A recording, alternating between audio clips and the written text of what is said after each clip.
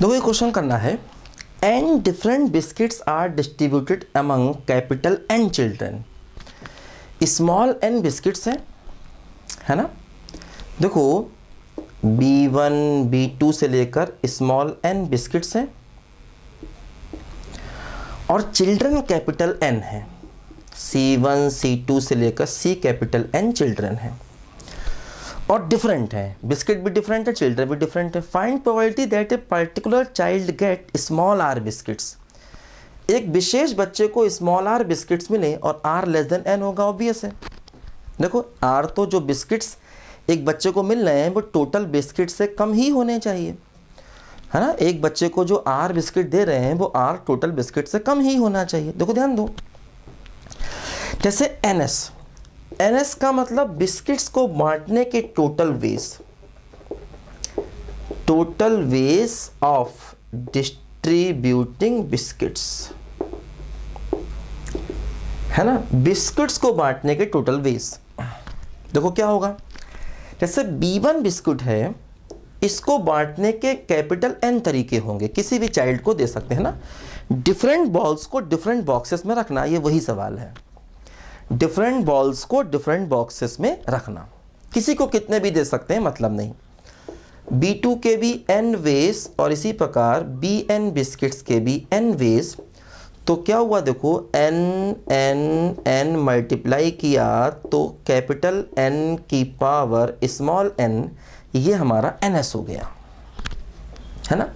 हर एक बिस्किट्स को देने के n तरीके, कैपिटल N है ना। तो कैपिटल N की पावर स्मॉल n, ये बिस्किट्स को बांटने के टोटल वेज हो गए, ये हमारा NS हो गया। अब इसमें किसी भी बच्चे को कितने बिस्किट भी मिल सकते हैं, हो सकता है सारे बिस्किट एक ही बच्चे को मिल जाए, वो भी इसमें पॉसिबिलिटी है ना। ये वही तरीका है डिफरेंट बॉल्स को डिफरेंट बॉक्सेस में रखना। अब देखो NE चाहिए क्या, प्रोबेबिलिटी के बाद क्या लिखा है, NE वही होता है, particular child get r biscuits. मतलब एक चाइल्ड है, मान लीजिए वो चाइल्ड C2 है, इसको आर बिस्किट दे दिए जाएं, इसको आर बिस्किट्स दे दिए जाएं, ऐसा कह रहे हैं। अब वो आर बिस्किट्स कौन से हैं, पहले n में से आर बिस्किट्स का सिलेक्शन किया जाए। स्मॉल n बिस्किट से आर बिस्किट्स को दे दिए, अब इसको आर दे दिए, आर दे के भगा दिया कि भाई तुम जाओ। अब अगर आर बिस्किट्स इस बच्चे को दे दिए, ये पर्टिकुलर है, इसको चुनना नहीं है, ध्यान रखना पर्टिकुलर। अब बाकी बचे बिस्किट भी बांटने हैं, ये नहीं कि बाकी नहीं बांटने, बाकी बांटने सारे हैं, है ना। मतलब लेकिन ऐसा कह रहे हैं कि इस तरह से बांटो कि एक विशेष बच्चे को आर बिस्किट्स मिले, NE। तो एक विशेष बच्चे को आर बिस्किट दे दिए, वो चला गया। अब देखो जो बिस्किट्स बचे, जो रिमेनिंग बिस्किट्स बचे, जो बाकी बिस्किट्स बचे, वो कितने बचे, n माइनस आर बिस्किट्स बचे। अच्छा चिल्ड्रन कितने बचे, अब मेरे पास चिल्ड्रन जो बचे वो n-1 बचे, एक बच्चे को तो इतने बिस्किट दे दिए, और बिस्किट्स कितने बचे, n-r। अब फिर से हर एक बिस्किट को देने के, है ना, जैसे मान लो जो भी हमारा बिस्किट था उसको देने के n-1 बेस, जितने भी बिस्किट्स हैं इसको बांटने के अब n-1 बेस, है ना।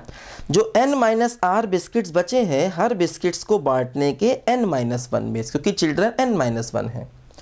तो देखो क्या हुआ, टोटल बेस कितने हो गए, देखो n-1 की पावर n-r, क्योंकि हर एक बिस्किट को बांटने के n-1 तरीके, और टोटल जो बिस्किट्स बचे हैं वो n-r बचे हैं, तो n-1 की पावर n-r। देखो जो NE हुआ वो क्या हुआ, एक बच्चे को देने के, है ना, NCR, और इनटू बाकी बचे बिस्किट्स बांटने के तरीके n-1 की पावर n-r, ठीक है।